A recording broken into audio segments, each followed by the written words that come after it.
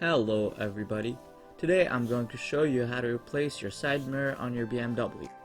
You are only going to need two things, something slim and your replacement mirror that you're going to use on your car. The first step is to adjust your mirror down so it's pointing downwards. Then you take the slim thing that you're using and you shove it behind the mirror, and maybe you want to protect your trim. In this case I'm using a paper towel.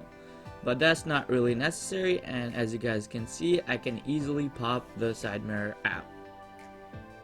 Once you have the side mirror out, there will be two wires. You'll want to remember where they were plugged in and unplug them gently. Once you have them unplugged, let's get rid of the side mirror that's broken.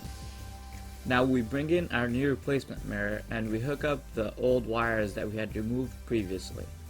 After hooking up these two wires, we are going to pop the mirror back into the socket in which it was plugged in. After you've done that, you are free to adjust the mirror as you desire, and your mirror is almost good as new. Thank you for following this tutorial. Please like and subscribe the channel for future videos. Thank you.